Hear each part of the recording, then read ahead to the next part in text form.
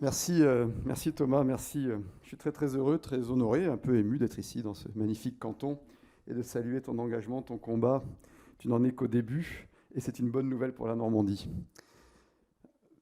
Après une telle présentation, vous ne pouvez être que déçu par le propos que je vais tenir, mais je vais essayer néanmoins de vous dire quelques vérités, en tout cas les miennes, celles qui font que le très ancien jeune que je suis s'est passionné pour la chose publique après avoir bossé aussi dans le privé longtemps et se retrouve dans l'action notamment communale parce que l'action communale, comme disait Tocqueville, un Normand qui est mort à Cannes, et à qui je rendrai hommage dans quelques semaines en baptisant la grande place centrale de Cannes, Allée de la Liberté, Alexis de Tocqueville, c'est dans la commune que réside la force des peuples libres. Et la commune met à portée du peuple, ajoutait-il, la liberté à l'instar, il ne le dit pas exactement comme ça, il écrivait bien mieux, parce qu'il écrivait merveilleusement bien, comme on savait écrire à cette époque. La commune met la liberté du peuple, met la liberté à portée du peuple, de même que l'école met l'instruction à portée du peuple. Et je trouve que c'est là que réside toute l'ambition que nous devons porter au service de notre pays, au service de l'homme, au service de nos convictions.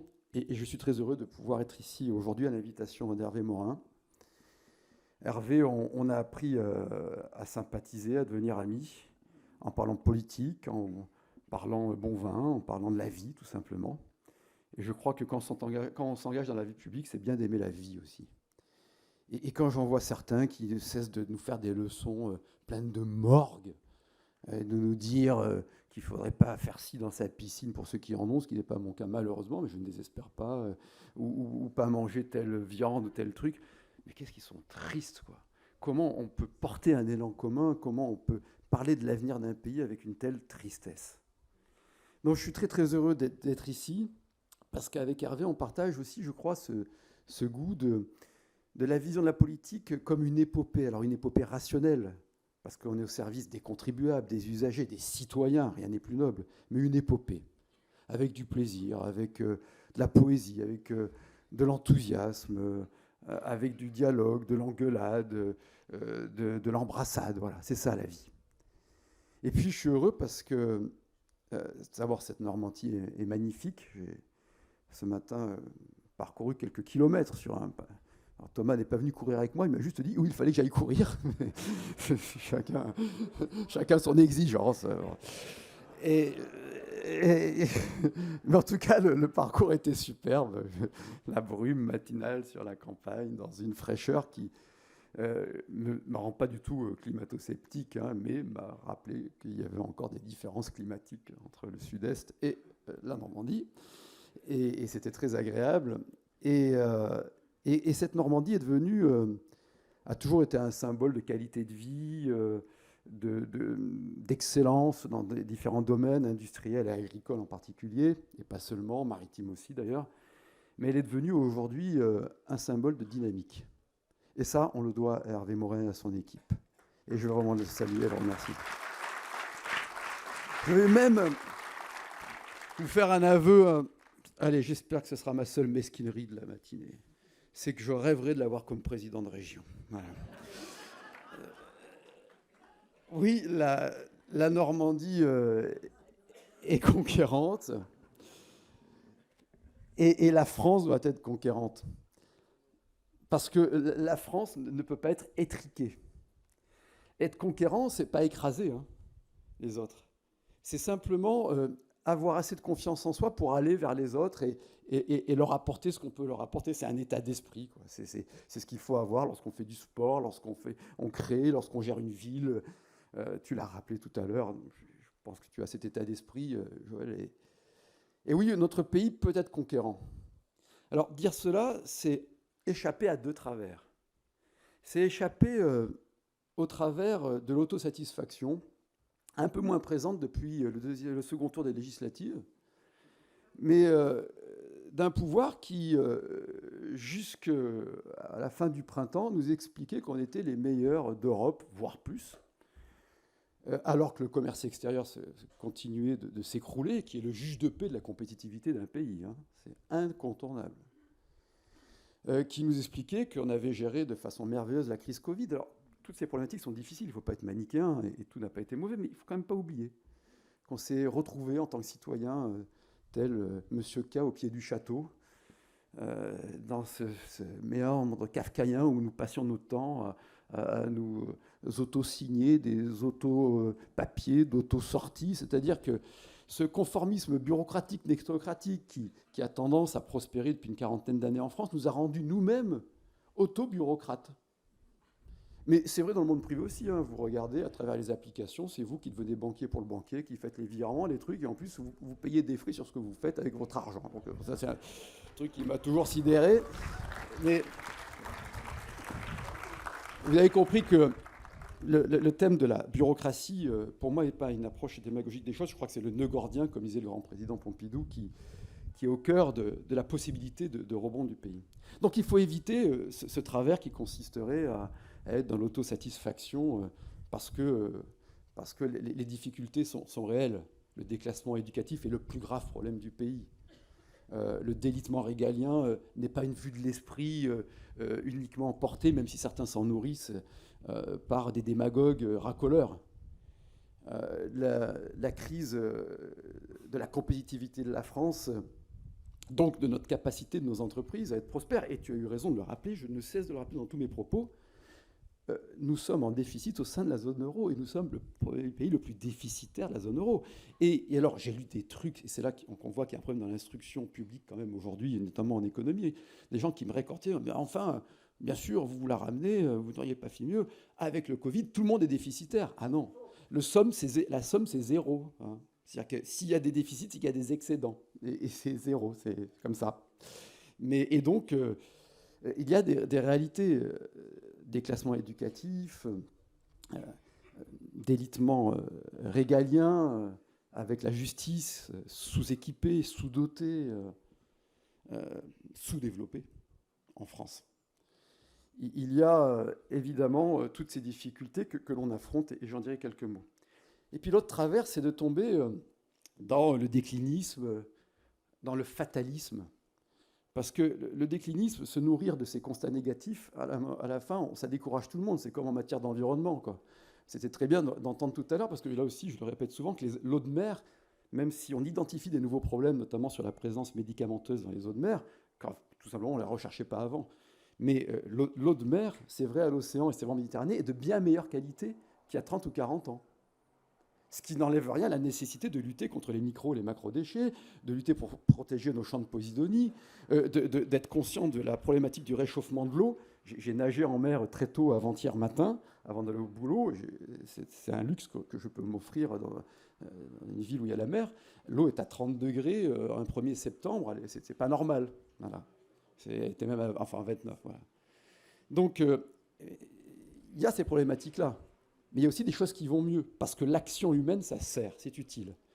Ça vous paraît évident, mais il faut le dire notamment à notre jeunesse qui déprime. J'ai été surpris, moi, de devoir expliquer à des gamins, pas aux miens, j'ai d'autres choses à leur expliquer, que ça me prend assez de temps, mais à des gamins qu'il valait mieux être malade en 2022 qu'en 1922. Voilà. C'est une évidence. C'est contesté aujourd'hui. Hein, et tant d'autres sujets. Donc, nous devons être conquérants, parce que pour être bien avec les autres, il faut être bien avec soi-même, et la France doit être bien avec elle-même, et elle n'est plus avec elle-même. Et ce qui doit nous préoccuper par-dessus tout, c'est évidemment la crise civique. Cette crise civique qui se traduit par des abstentions très élevées, par des votes d'humeur compulsifs, avec des citoyens qui se comportent en consommateurs et qui attendent des politiques d'être des guichets, avec aussi une défiance dans les institutions, et malheureusement, parfois justifiée. Sur ces défaillances des institutions, on a un État qui, plus il a prélevé, pris des cotisations et des charges, on est à entre 44 et 46% sur notre taux de croissance, record de l'OCDE, record du monde pour parler clair, plus il a dépensé 56% de la richesse produite, c'est la somme des valeurs ajoutées créées par les entreprises. Hors Covid, on est monté à 61%, mais 56%, de record du monde de la dépense publique. Il y a plus cet État à dépenser et prélever, plus il a été défaillant sur sa raison d'être, comme on dit dans le monde entrepreneurial aujourd'hui. ce sur pourquoi il a été inventé, c'est-à-dire le régalien, protéger le groupe, être le dernier assureur en cas de problème, etc. Et donc, avec cette tendance qui fait que plus il est défaillant pour sanctionner a posteriori ceux qui trichent, ceux qui abusent, ceux qui nuisent, eh bien, plus il multiplie les contraintes a priori qui pénalisent ceux qui produisent, ceux qui créent. Et c'est ainsi qu'on est passé de la République d'un régime de liberté à un régime d'autorisation préalable dans de nombreux domaines. La République des CERFA, la République des schémas directeurs. On passe notre temps à faire des schémas, à répondre à des trucs, à des machins qui nous bouffent du temps, de l'argent, dont on oublie la finalité. Et ça, c'est le propre des technocrates, c'est de faire en sorte qu'une modalité qui apparaissait légitime devienne et leur finalité. Tous les maires le savent ici, tous les chefs d'entreprise, tous les salariés, tout le monde le sait, tous les citoyens le savent. Et je salue bien sûr mes collègues maires, nombreux dans cette assemblée, et en particulier les présidents des associations départementales, j'en ai croisé 3 tout à l'heure, mes chers Charlie, Denis, Jean-Paul. Voilà. On le vit tous les jours. On est entre le marteau et l'enclume. Le marteau du citoyen qui veut que ça aille vite parce qu'il est habitué à avoir des services rapidement, et Madame la ministre, chère Valérie, tu l'as dit avec tellement de talent tout à l'heure, et je me disais, mais qu'est-ce que je vais dire à ce micro? Mais vous voyez, malheureusement pour vous, j'ai encore plein de trucs à vous dire. Tant pis pour le burger normand, il faudra que vous m'expliquiez ce concept. D'accord, tout est normand. J'adore la Normandie, je ne prends pas de risque. À 35 ans de la retraite, plus je vieillis, plus ma retraite s'éloigne, mais ça, c'est un effet de... Et donc, là-dessus, on le voit bien, et on le voit dans toutes les communes, et on le voit en particulier en zone rurale. L'Association des maires de France est la première association de maires ruraux, c'est la première association d'élus du monde, c'est quand même pas rien. Et c'est un trésor, même pour l'exécutif, ce que je rappellerai demain au président de la République, d'ailleurs, de plus travailler avec nous, et de voir comment la campagne, parce que moi j'appartiens à une génération où à l'époque on ne disait pas les ruralités, on disait la campagne, on ne disait pas la régulation des espèces, on disait la chasse, enfin... Donc c'est... je ne suis pas chasseur d'ailleurs, mais j'aime bien le gibier, donc je ne vais pas être hypocrite. Mais de voir ce que l'on affronte et de comprendre qu'on est face à des injonctions contradictoires. Et tu évoquais tout à l'heure la ZAN, zéro artificialisation nette, mais comment pouvons-nous retrouver une ambition industrielle, lutter contre le réchauffement climatique qui passe en particulier par des productions locales, par la relocalisation, si on n'est ni compétitif sur le plan fiscal, ni compétitif sur le plan social, parce qu'on n'arrive plus à fournir des travailleurs, et si on n'a pas de foncier à offrir? Comment peut-on donner une espérance à la campagne qui ne veut pas qu'on la traite comme une ruralité, c'est-à-dire dans une approche technocratique sous subvention, avec nos agriculteurs qui ne sont pas des paysagistes, quoi, qui doivent vivre de leur production, en lien avec la science? On va pas, je suis très frappé de voir le côté réactionnaire de certains écologistes. C'est pas comme ça qu'on va nourrir la planète et qu'on va générer des revenus. Pourquoi rejeter la science a priori? C'est devenu complètement fou. Donc, le combat contre la désertification rurale, médicale, qui est un combat majeur, en ville aussi, et en particulier, mais aussi évidemment dans la ruralité, elle ne passera pas par plus de réglementation. Regardez le délitement de l'hôpital. Jamais l'hôpital n'a coûté aussi cher aux habitants. Jamais les soignants ont été si malheureux et ne sont pas au niveau de rémunération, même s'il y a eu des progrès ces derniers mois. Et jamais l'hôpital n'avait jusqu'alors trahi la promesse du service public, qui est la continuité et l'universalisme du service. C'est la grandeur du service public que d'être dans la continuité et l'universalité. Comment pouvons-nous accepter? C'était impensable pour nous tous ici, de nos générations. Il n'y a que des jeunes dans la salle, mais certains le sont moins que d'autres quand même, dont moi. Et d'accepter qu'un service d'urgence, 21% des services d'urgence, au moment où je vous parle, ont des interruptions de service, notamment la nuit en France. Tout simplement parce qu'on a fait reporter l'intégralité de la pesanteur de la santé, d'abord sur le thérapeutique, on a oublié la prévention, ça c'est un grand manque des politiques publiques françaises en matière de santé, et ensuite parce qu'on l'a technocratisé, on l'a ARSisé, on l'a schématisé, et on a oublié la médecine de ville. Et si les gens font la queue aux urgences, c'est parce qu'il n'y a plus de médecins de ville, quoi. Et que la fin du numerus clausus ne doit pas être une abstraction. Ça va être une réalité dans le nombre de médecins qui sont formés. Et puis qu'on doit aussi s'appuyer sur les officines de pharmacie en zone rurale, qui peuvent être prescripteurs d'actes. Et puis sur les infirmiers et infirmières qui peuvent être prescripteurs, prescriptrices d'actes médicaux. Donc tous ces combats-là, nous les portons ensemble. Je reviens là-dessus, la Normandie est souvent pilote. Ton GIEC régional, c'est génial. Ce que tu as fait en fonds d'investissement, en fonds de capitalisation, en fonds de soutien, de participation dans les entreprises, c'est formidable. Et c'est pourquoi moi je suis aussi venu m'imprégner de cette réalité locale à l'invitation d'Hervé. Et puis on le fait dans un contexte, je le disais, de crise civique, qui est une crise majeure. Parce que c'est une crise de la responsabilité, donc de la liberté. Et la liberté, pour moi, c'est la valeur théologale, je dirais, si c'est une valeur religieuse. C'est la valeur absolue, parce que c'est la liberté qui crée la responsabilité, qui crée donc la dynamique et qui crée la prospérité. Et tu as eu raison de le rappeler aussi, Joël, tout à l'heure, une fois de plus. Nous devons être, nous tous, LR, Nouveau Centre, UDI, Nouvelle Énergie, c'est mon parti, vous pouvez adhérer, c'est formidable. Une Nouvelle Énergie pour la France. Donc nous devons être le mouvement de ceux qui veulent s'en sortir par eux-mêmes et le mouvement de la liberté. Et si nous sommes rassemblés, et aussi nombreux aujourd'hui, et félicitations à tous les organisateurs, salut, c'est précisément, et les parlementaires, je n'ai pas fait le protocole, mesdames les sénatrices, monsieur le député, je vous aime. J'apprends le métier, alors j'essaie de ne pas trop vexer, parce qu'à chaque fois j'oublie un truc, c'est terrible. Et si nous sommes mobilisés et rassemblés, c'est parce que nous avons pleinement conscience que soit nous continuons dans la décrépitude d'une offre politique dont on est convaincu que les principes, les ressorts sont en phase avec le XXIe siècle, avec ce qu'il vaut pour la France, et nous abandonnons un héritage, c'est-à-dire une transmission magnifique sur le gaullisme, la démocratie chrétienne, le libéralisme, et j'en oublie l'orléanisme, le girondisme, bref, qui ont accompagné les plus grands progrès du pays.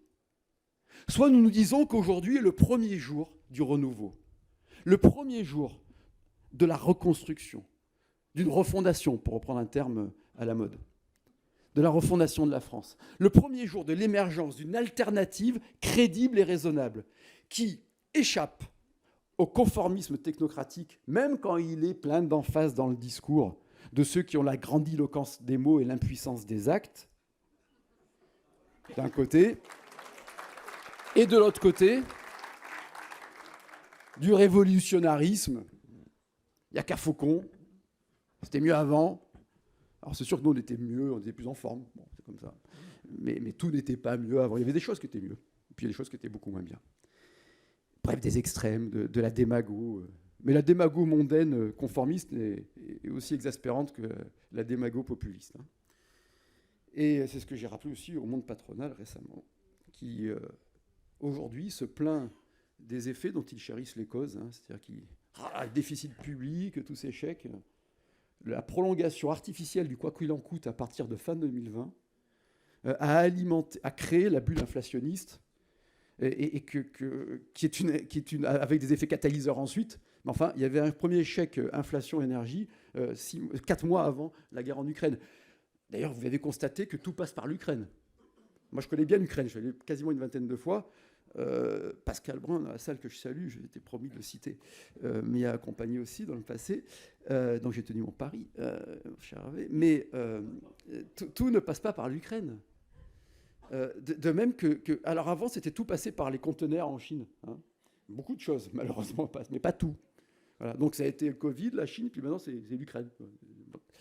Donc nous avons cette volonté et ces termes de conformisme et révolutionnarisme, cette dialectique, on doit y échapper. On doit desserrer l'étau. On doit montrer que nos expressions politiques ne sont pas qu'une différence de degré entre une extrême droite et le en même tentisme. Nous sommes dans une différence de nature.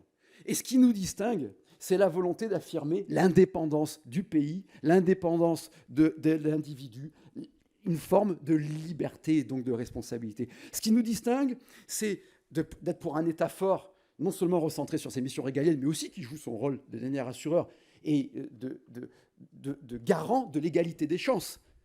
des individus par une instruction publique qui est en déliquescence, malheureusement, malgré la bonne volonté et la compétence des enseignants, et du territoire, parce que je ne le mets pas au pluriel, par l'aménagement du territoire.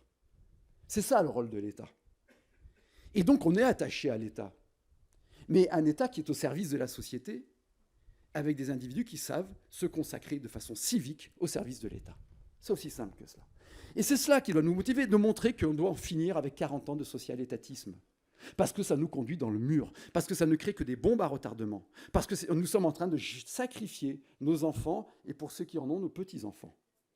Et face aux grands défis de la planète, de montrer, d'avoir un acte de foi dans la capacité de la France, au sein d'une Europe forte, d'une Europe puissance, de relever les défis du monde, qui sont pas si nombreux que ça si on sait hiérarchiser les choses. Le défi écologique, évidemment, en 1, à travers 3 axes. Là aussi, c'est un tiercé dans l'ordre. Il y a une hiérarchie. Défi écologique, c'est 1, lutter contre la part anthropique du réchauffement climatique. 2, c'est lutter pour la biodiversité. 3, c'est lutter contre la pollution chimique, les particules fines. Deuxième défi, au même niveau, peut-être même celui qui conditionne tout le reste parce qu'il est producteur à la fois de liberté, d'émancipation et d'aliénation, c'est le défi numérique. Nous ne pouvons plus accepter que la France et l'Europe soient des colonies numériques des États-Unis et de la Chine. C'est indigne. Nous ne pouvons pas être en 3e division du monde. Le défi planétaire aussi, géopolitique. Ceux qui avaient oublié le sens de l'histoire de la géographie, aujourd'hui le pêchèrent.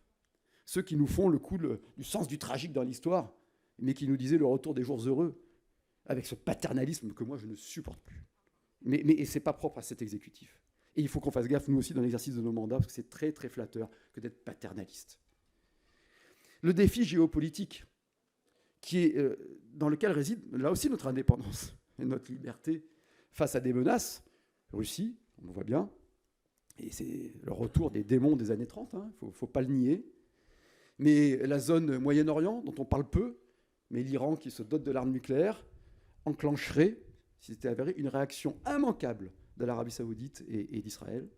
Et puis bien sûr la mer de Chine où tout se passe aujourd'hui, et où nous sommes totalement absents. Ça a été aussi sur un sujet que tu connais bien, parmi d'autres, problématique des sous-marins. Enjeux numériques, enjeux écologiques, enjeux géopolitiques, enjeux démographiques, les crises migratoires.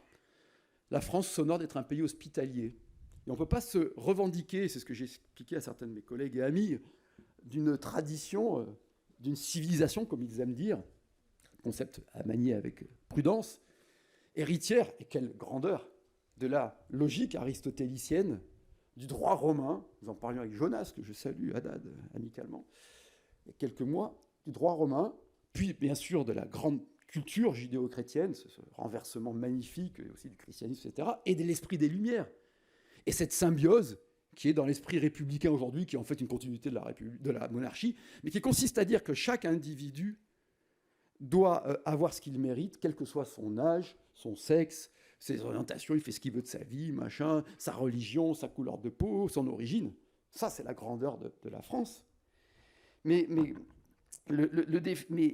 donc la France doit accueillir. Et nous devons être le mouvement des gens venus de l'immigration. Parce qu'eux, ils ne sont pas pour les statu quo. Ils sont pour s'en sortir. Beaucoup de gens viennent pour des bonnes raisons. Échapper à l'oppression et bosser, c'est plutôt des bonnes raisons. En revanche, nous devons pouvoir maîtriser nos flux migratoires. Parce qu'aujourd'hui, ça explose. Parce qu'aujourd'hui, ça met en cause même la République. Parce que ça ouvre une voie énorme aux humeurs, aux extrêmes. Et parce qu'on ne peut avoir une société, selon le modèle républicain français, le plus exigeant du monde, que par l'intégration et l'assimilation, et que l'intégration et l'assimilation ne peuvent pas se faire si des individus ne peuvent pas échapper à une communauté d'origine et que l'on retrouve, ce qui est une réalité dans nos grandes villes, y compris dans la mienne, une tour de Maliens, une tour de Tunisiens, etc. Donc ce sont des vraies problématiques que l'on peut aborder sans extrême, sans démagogie, sans juger a priori un individu sur son origine, qui est le racisme, qui est une abjection. Mais maîtriser son peuplement, c'est évidemment un droit fondamental des nations. Et ça ne veut pas dire fermer la nation. Crise, défi démocratique, parce que l'enjeu aujourd'hui, c'est de démontrer que la démocratie, c'est mieux que la dictature. Et quand on voit les sondages d'opinion, quand on voit les glissements, les facilités, et notamment chez les jeunes, qui ne se sentent pas particulièrement attachés à la démocratie, il y a un combat majeur à mener. Et on en arrive à cette crise civique que j'évoquais, qui est particulièrement présente en France et qui doit nous mobiliser. Et nous devons donc porter une espérance.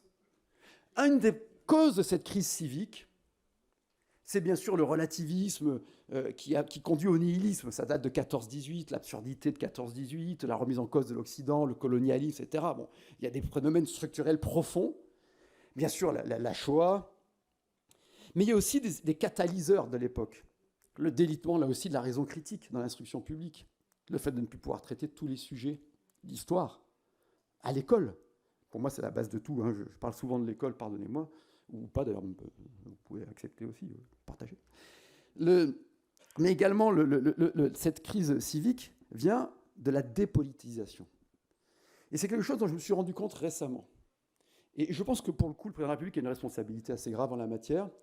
C'est-à-dire que, en fait, la politique, c'est un mot qui n'est pas très apprécié. Nous-mêmes, on dit, tout à l'heure, tu commences comme ça, tu vois, ce truc politique. Bon. Mais on fait de la politique. Parce qu'on ne peut pas vivre sans politique, c'est tout, quoi. Parce que la politique, c'est la gestion de la cité, tu l'as rappelé. Parce que la politique, c'est la protection d'un groupe, c'est la projection d'un groupe. Et que si on dépolitise, on délégitime l'action.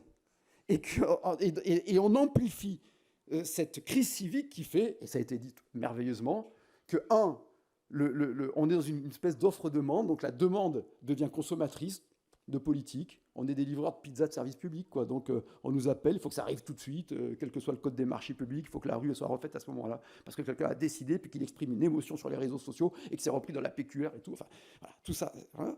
Et puis, en offre politique, de flatter l'opinion et Hervé le dit, le redira, il le dit souvent, c'est-à-dire de faire du marketing. Le marketing tue la politique. Je l'exprimais hier devant un groupe d'adhérents de Nouvelle Énergie. Je pense qu'en tant que citoyen, on pardonne tout aux politiques parce qu'on sait que c'est dur. Les gens savent que c'est dur, en fait. Ils savent très bien que c'est dur de gérer une ville, de gérer un pays, évidemment, etc. Il n'y a qu'une chose qu'on ne pardonne pas, c'est le mépris.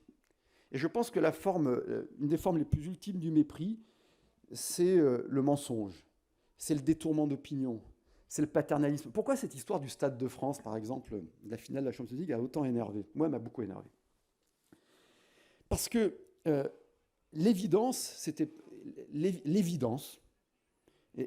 un problème d'ordre public et un problème dans ce secteur de Seine-Saint-Denis, ce n'était pas les hooligans. Or, la martingale politique utilisée par l'exécutif, c'était de tenter pendant quelques heures, en se disant, bon, tout le monde va y croire, hein, ces Anglais ivrognes qui cassent tout, à l'ESL et tout, 30 ans en avant. Donc, c'était de dire, regardez, c'est les hooligans anglais. On sait que c'est difficile, mais l'exécutif aurait dit tout de suite, oui, il y a eu un problème de format du système de sécurité, et deux, il y a un problème manifestement de population dans le secteur et de violence. On aurait généré beaucoup moins de rejets. Donc, face à cela, nous devons, je crois, porter cette voix qui est une voix utile au pays.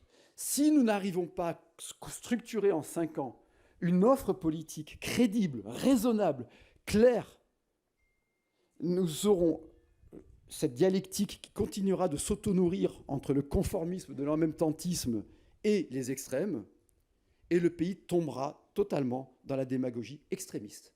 Et ça, nous devons l'éviter absolument. Donc nous avons un rôle majeur, bien évidemment, pour faire des propositions que nous pensons être dans l'intérêt du pays, mais aussi pour régénérer, participer, en tout cas, ce serait bien présomptueux de dire plus, mais participer à revitaliser la politique, à revitaliser la démocratie en France. C'est un devoir, mais colossal, majeur, prioritaire, avec des défis, là aussi, à relever. Le premier défi, c'est celui de l'organisation de l'appareil d'État. Alors, ce n'est pas sexy de dire ça. Ce n'est pas ce qui vient à l'esprit tout de suite. Pourtant, c'est ce qui conditionne tout le reste, parce qu'on est un État-nation, parce que j'ai rappelé tout à l'heure le poids, ne serait-ce qu'en prélèvement obligatoire, et puis parce qu'aujourd'hui, quand on est chef de l'État, on doit chefer l'État. au lieu de nous dire combien de fruits et légumes on doit manger, etc. Quoi. Enfin, vous voyez, c'est ça le côté paternaliste qui t'énerve, et moi aussi. Et donc, or, aujourd'hui, dans la réalité, c'est que l'État auquel nous sommes attachés, malgré la qualité des fonctionnaires français qui sont de très haut niveau, qui sont des gens intègres, bien formés, compétents, souvent mal payés, eh bien notre État est devenu l'enfant malade, ou le parent malade d'ailleurs, on verra, mais de la fonction publique en France. Aujourd'hui, pourquoi l'hôpital prend plus d'argent qu'ailleurs et pourquoi on est de moins en moins bien soigné? On reste encore un pays, heureusement, très digne de ce point de vue-là. Mais avec on prélève plus, c'est 11% du PIB, le système de santé. Et à la fin, on a des soignants qui sont moins payés qu'ailleurs. Et en tant que patient, on galère de plus en plus et on n'a plus d'offres locales, comme on n'a plus de postes dans certains secteurs. On se bat assez là-dessus. Bon, je ne vais pas vous faire une réunion à l'AMF, rassurez-vous. Mais tout simplement parce qu'entre, il y a ce nœud gordien de la surbureaucratie. Ce n'est pas une vue de l'esprit. Ce n'est pas une vue de l'esprit. Et avec cette facilité conformiste de la centralisation. La centralisation par l'État et par les grands ensembles aussi. Hein. Tout le monde n'a pas la chance, je dis, d'avoir des présidents de région comme Hervé ou Xavier ou d'autres. Hein. Voilà. Hein. Et donc, quand il vous faut 2 ans pour faire modifier un SRADET pour pouvoir faire un local à poubelle et que quand vous y arrivez, c'est qu'il y a un souci quand même. Donc, la multiplication de toutes ces procédures a priori fait qu'aujourd'hui, les fonctions administrantes qui sont nécessaires représentent entre 33 et 35% des agents selon les fonctions publiques, les 3 fonctions publiques. En Allemagne, État fédéral, c'est 25%. En Suède, État central comme la France, c'est 24%. Ce différentiel, il représente 480 000 agents. L'équivalent de ces 480 000 agents, donc qui sont sur des surtâches inutiles. Parce que je disais, il faut faire l'interscot, après avoir fait le SCOT, et puis le PLU, et le plan climat-énergie, qui doit être compatible maintenant, et qui doit lui-même s'inscrire dans le SRADET, et qui doit respecter la DTA, qui elle-même respecte la hiérarchie des normes par le code de l'urbanisme, mais qui est contredit par la norme européenne, machin. Je n'invente rien, et je le dis souvent, mais j'en oublie les 3/4 dans ce que je viens de vous dire. Hein. Il y a le PADD, j'avais oublié, et le plan mobilité, là, comment il s'appelle, le PMM, je ne sais pas quoi, qui lui devient opposable aussi. Et donc vous faites des heures de réunion, des centaines d'heures de réunion,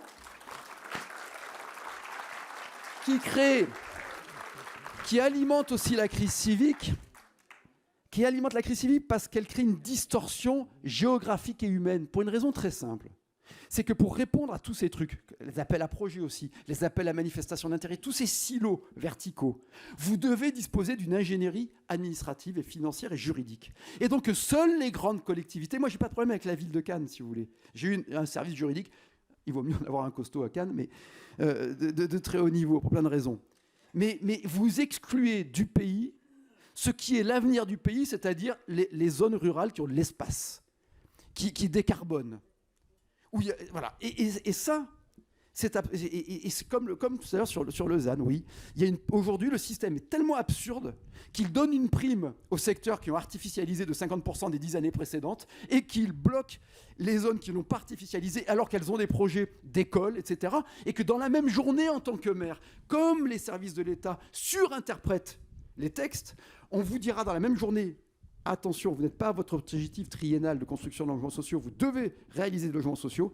Attention, on vous interdit d'artificialiser tout terrain parce qu'on n'a pas encore élaboré l'interscot qui doit alimenter le SRADET, qui doit nous permettre de dire ce que l'on pourrait artificialiser.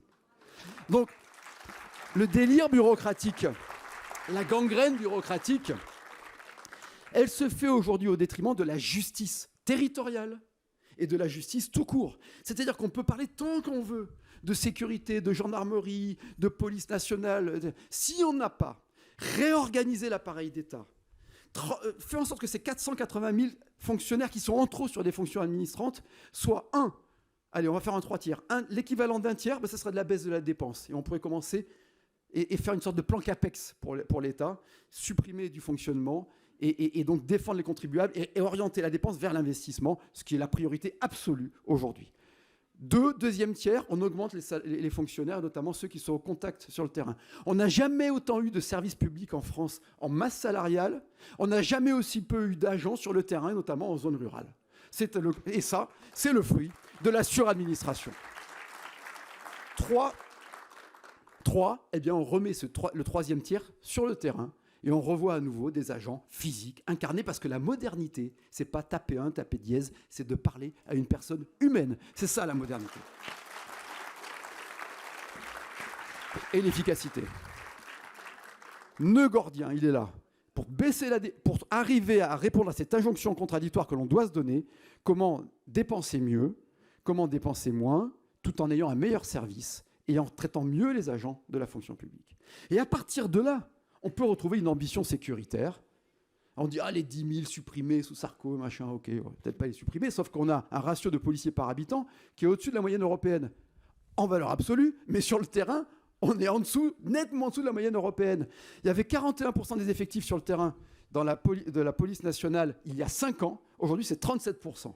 Alors qu'on arrête de nous la raconter. C'est tellement facile. Si la politique se résumait à la capacité de dépenser de l'argent, à mettre plus de moyens et à se faire applaudir, mais l'Union soviétique existerait toujours. La Corée du Nord serait plus prospère que la Corée du Sud. C'est pas vrai, ça marche pas.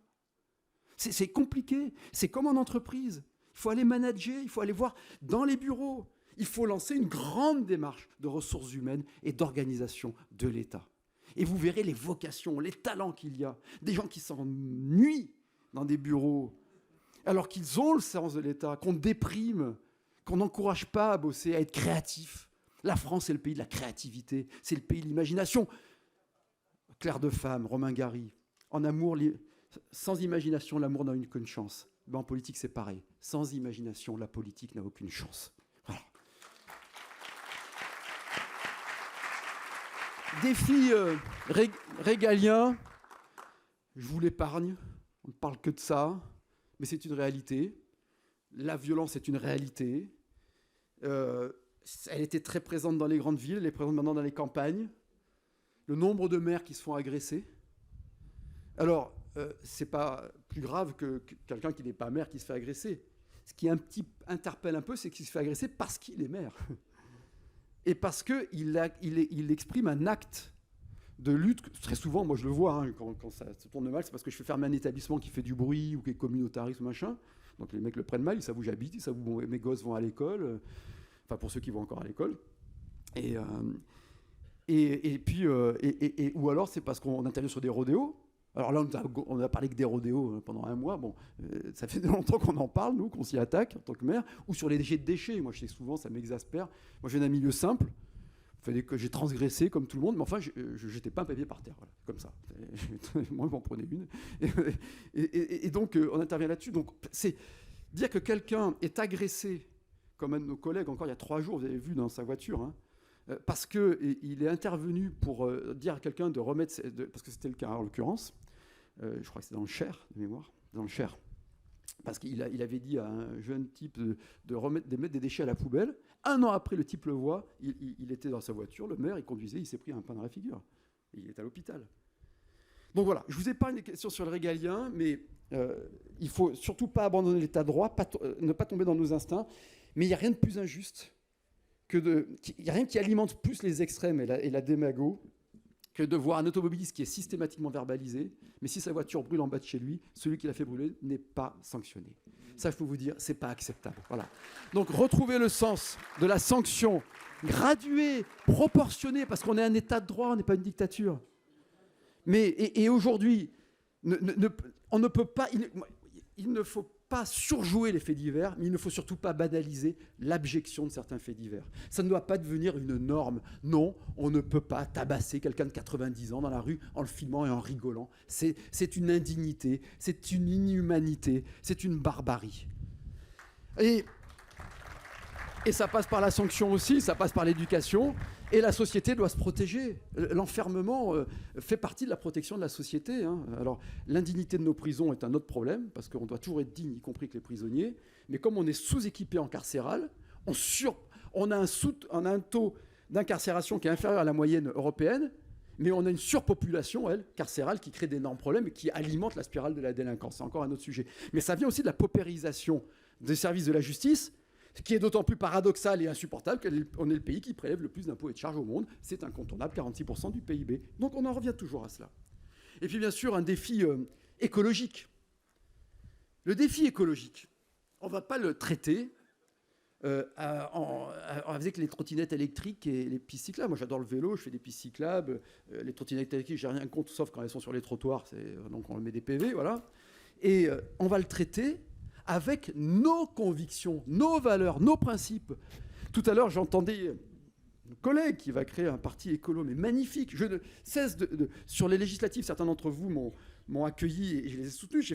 J'avais fait un gros sujet sur l'écologie. Bref, rassurez-vous, mais l'écologie ne se traite pas de façon réactionnaire et avec la moraline. L'écologie se traitera. Ce défi colossal que j'évoquais tout à l'heure, parentropie du réchauffement climatique, biodiversité, particules fines, par la science, par le droit et par l'investissement. Science, droit, investissement. Donc ça veut dire qu'il faut que il faut qu'il y ait le droit, c'est quoi ? C'est-à-dire, voilà les taux d'émanation carbone par activité et avec des délais raisonnables. C'était l'objectif de la loi climat et résilience. Tu as eu raison de dire, dont on partageait l'objectif. Mais ils vont jusqu'à te dire que quand tu es chef d'entreprise, au lieu de laisser les acteurs, le local, les entrepreneurs, optimiser les moyens et affecter les moyens qu'ils veulent à cet objectif, la liberté, on leur dit il faut végétaliser le toit de votre entrepôt. C'est dans la loi, ce qui est absurde. Il y a peut-être d'autres méthodes, etc. Donc, le droit, la science, l'investissement. Il faut capitaliser nos ETI pour qu'elles puissent se mettre aux normes, pour qu'elles puissent isoler les bâtiments. Il faut capitaliser, donc il faut du capitalisme. Parce qu'il y a deux facteurs de production, le capital et le travail. Et ces deux facteurs de production nous manquent en France. Tu as parlé du capital, Joël, tu as eu raison. Il n'y a pas un endroit où je vais où on ne me dit pas « j'ai personne pour bosser ». Mais c'est vrai dans les restaurants, c'est vrai dans les hôtels. Je parlais avec un professionnel tout à l'heure du secteur qui était désespéré et qui crie, et c'est une autre injustice, parce qu'il dit « j'en ai marre de payer pour des gens qui ne viennent plus bosser ». Et donc, ce type-là n'était pas un extrémiste, mais on le sentait révolté. Il y a une fracture. La fracture, elle n'est pas là où on le croit. Elle est souvent entre une France qui est dans le risque, l'exposition au risque, et une France qui est protégée. Dans nos mairies, j'ai eu 53% de saisonniers qui ne sont pas venus bosser cet été. 53% de saisonniers qui ne sont pas venus bosser cet été. Donc c'est vrai dans le privé. Moi, ma fille aînée a fait un CAP de cuisine, elle est cuisinière, elle s'est endettée, elle prend des risques énormes, elle a monté un bistrot, et elle est très talentueuse, elle cuisine très bien, et elle a du talent, elle est formidable, ma fille. Si vous voulez y aller, ça s'appelle la cuisine de Mathilde, à Cannes. Et c'est pas assez cher d'ailleurs. Mais elle a été plantée parce que elle est toute jeune, hein, la gamine, et le gars qui devait venir l'a plantée le jour de l'ouverture. Parce qu'il a eu un extra qui payait plus sur un truc, et ensuite il mettait au chômage, il avait calculé son truc. L'être humain est rationnel.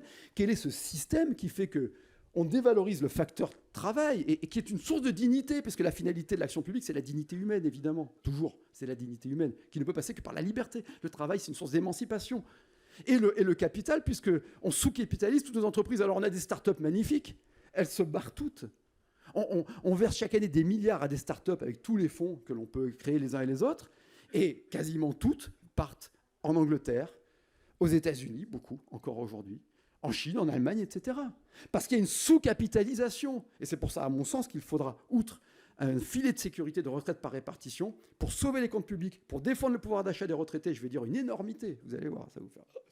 Et pour capitaliser l'économie, il faudra, comme dans la fonction publique où ça ne pose aucun problème, y compris à la CGT, il faudra un échelon obligatoire de retraite par capitalisation pour le pays. Je pense que ce sera incontournable pour sauver les retraites, le pouvoir d'achat des retraités, et dynamiser l'économie française, et relever le défi climatique pour investir sur les énergies renouvelables, isoler les bâtiments, faire en sorte que notre pays porte une ambition. Comment ceux qui aujourd'hui planifient, 3 ministres de la planification, il n'y en avait qu'un seul sous Brejnev, 3 ministres de la planification, il y a 3 fois le terme planification, sont ceux qui, il y a 3 ans, nous ont planifié la fermeture de 14 réacteurs nucléaires. C'est une honte, c'est une perte de souveraineté. Et aujourd'hui, avec autant de certitude qu'aujourd'hui, il faut vite, qui ont abandonné le programme Alice qui permettait ou Astrid, pardon, de Astrid. Alice, j'embrasse Alice, mais d'Astrid qui permettait de traiter les déchets nucléaires.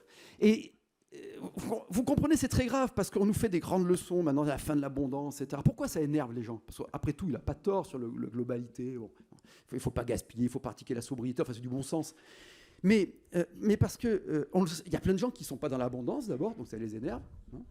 Et puis, on est en train de nous instiller l'idée d'une sorte de confinement énergétique parce qu'on a sacrifié notre appareil nucléaire depuis 10 ans.